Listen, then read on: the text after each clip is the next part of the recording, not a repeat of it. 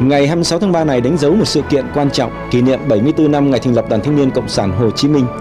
Kỷ niệm Ngày hội của tuổi trẻ, Đài Truyền hình Việt Nam sẽ có nhiều chương trình tập trung phản ánh hoạt động của tuổi trẻ cả nước.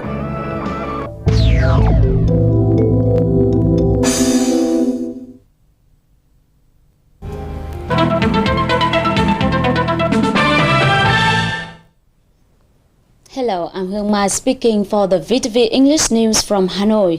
We start the program with the headlines. Prolonged drought triggers forest fires on the outskirts of Ho Chi Minh City. Huế discovers the vestige of a major jump structure, presumably dating back to more than 1,000 years. And we'll take a glimpse at cơm chay, or vegetarian food, a favorite choice for many international visitors to Vietnam. The conference on finding ways to ensure sustainable development in key economic areas in the South ended yesterday in Ho Chi Minh City after 2 days of work. Deputy Prime Minister Nguyễn Tấn Dũng chaired the closing session. Addressing the conference, Deputy Prime Minister Nguyễn Tấn Dũng requested the city and provincial leaders in the South to tap their advantages. For this purpose, they should pay more attention to replanning industrial parks, export processing zones, seaports, and key industrial products. The southern region has registered a high economic growth rate, representing 50% of the national GDP growth. At the conference, Mr. Dũng agreed to set up an inter-provincial working group to coordinate the common issues relating to planning and investment in the whole region. He requested all sectors in the southern cities and province to submit the detailed development plans in key economic areas to the Prime Minister for approval from now to June this year.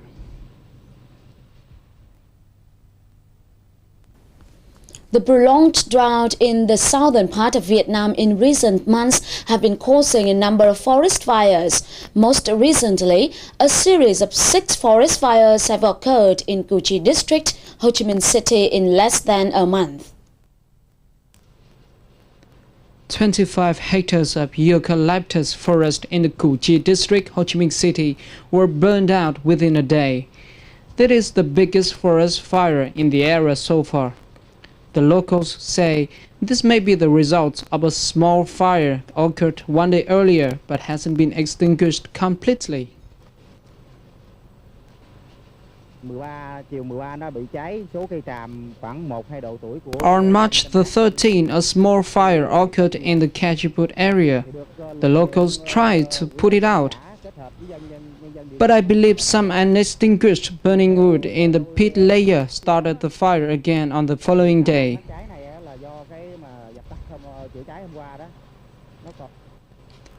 A total of 6 fires have occurred in less than 1 month in Củ Chi District, destroying 70 hectares of forest.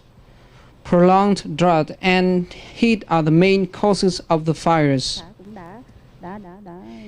In order to protect the forest, we are conducting a communication campaign to raise the locals' awareness on the need to act quickly in case of fires. We also organize training sessions for forest rangers and the locals on fighting against forest fires. As the drought continues hitting the area, the 4,000 hectares of forest in Củ Chi District are facing the risk of catching fire at any time.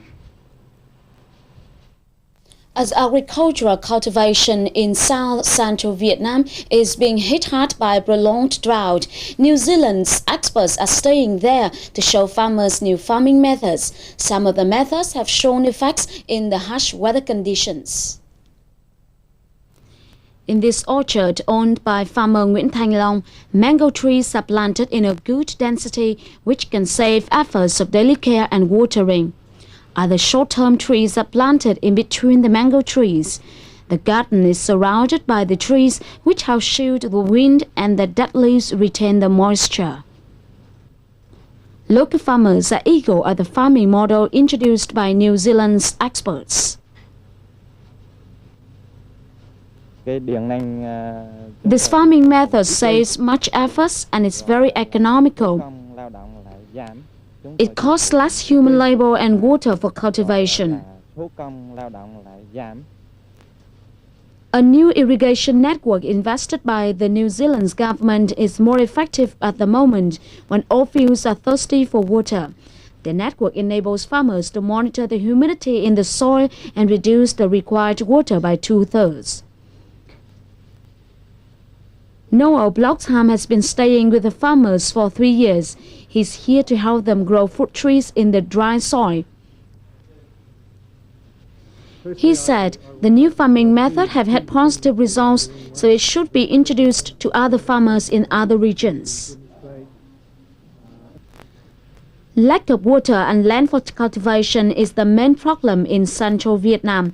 The agricultural project of New Zealand is good for the farmers in part of Bình Định province. It needs to be multiplied widely for the benefit of many other rural areas. Đắk Lắk has announced 28 key projects for investment from now to the end of this year. That's the first of our news in brief. Leaders of Đắk Lắk Central Highlands Province has announced 28 projects in the industrial park and complexes in the locality. This year, 2/3 of the projects are of the processing industries. Investors of the projects will be given preferential policies on taxation, land rent, and labor training. In its long-term economic strategy, Đắk Lắk will give priority to the agricultural processing factories and power generation. The province has constructed many industrial complexes and a new industrial park for investors.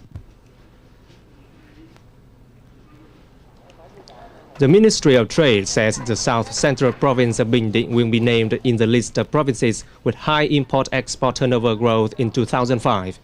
Timber products, fisheries and cashew nuts are the key export items of the province, which have been focused on for many years. Since early this year, the province has issued many regulations to facilitate domestic and foreign investments. The Mekong River Delta province of Đồng Tháp is at the peak of the Lotus harvest season. This year, Lotus is sold at the highest price ever seen in the province. Farmers say they can earn some $1,700 on every hectare of lotus, tripling the benefit of paddy cultivation. While other areas are suffering crop failure, Đồng Tháp has had a good harvest of lotus. Having signed contracts with import-export companies, the lotus is sold at the current market price.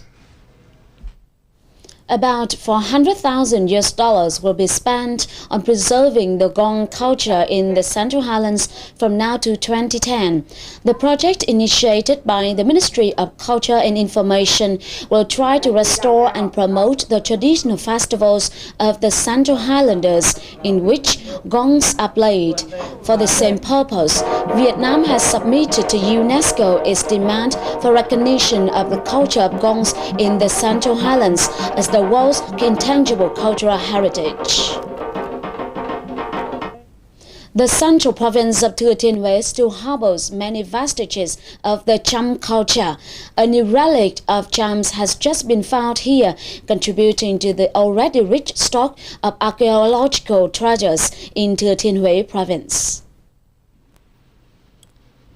The new relic is found in Thừa Thiên Hué's Phong Điền district, the place possessing the most historical objects of the Cham culture. The finding is a stone-made altar of a temple identified to be built around 1,000 years ago. The altar is square in shape, with each side over 1 meter long. Its thickness is 5.5 centimeters. On the four corners of the altar are ornate, beautiful carvings. Archaeologists say this is an altar commonly seen in ancient temples of the Chams. The carvings on the altar reveal that it is an altar of the Chams, and it dates back to the 9th or 10th century. Residents at the site where the altar is found say that there were other objects like a stone-with buffalo statue and 2 pillars supporting bases, but these things have been lost through time. At present, local people still widely use a kind of water well, considering peculiar to the Chams, which makes archaeologists believe that the place was an ancient residential area of the Chams. With the new find, scientists will have another clue to find out more about the Cham culture, an important part of the national culture of Vietnam. Foreign tourists coming to Vietnam have for a long time been familiar with the distinct cuisines of the country's 3 regions. They even have a chance to taste cơm chay or vegetarian food, which traces its origin to Buddhist practices and guarantees healthy food for all tastes. Chami had this report. Cooking vegetarian food is really an art. Though all the ingredients come from plants, the cooks still make all kinds of dishes like fry and soups, including spring rolls, treated chicken croquettes, stuffed cabbage, and creamy potato soup. There are hundreds of vegetarian dishes that are cooked to look exactly like pork, fish, or chicken dishes. 10 years ago, Đặng Hồng Diễm decided to open a vegetarian restaurant named Nàng Tấm, a Cinderella-like character in a Vietnamese fairy tale. She spent months touring the country to collect recipes and ideas to create special flavors for the Hanoi-style vegetarian food, which is different from Huế and Ho Chi Minh City. It is not easy to cook vegetarian food. We must devote our passion to make pure meals without monosodium glutamate. All vegetarian foods should be made from fresh vegetables. Vegetarian food has existed in Vietnam for 20 centuries since the advent of Buddhism in the country. In the past, it was disdained as food fit only for monks in pagodas. Now it has become popular for its healthiness and reasonable prices. A meal costs about $5 per person. It was the first time I've tasted it, and it's delicious. It's very nice. When we came to taste vegetarian, we thought it was only vegetables, but there was a lot of foods that look like meat but weren't meat. So it was very nice. Yes. I've been a vegetarian for 11 years, and in Vietnam it's quite difficult to find vegetarian food. So this restaurant is excellent. It's near my work and the food is really good. Half the customers here are foreigners, mostly tourists. With its simple and elegant service, Nàng Tấm vegetarian restaurant is a major addition to Hanoi's gourmet scene. Madame Diễm's hope is to establish Hanoi as a distinct gastronomic destination among foreigners and overseas Vietnamese. And finally, as usual, is the weather forecast.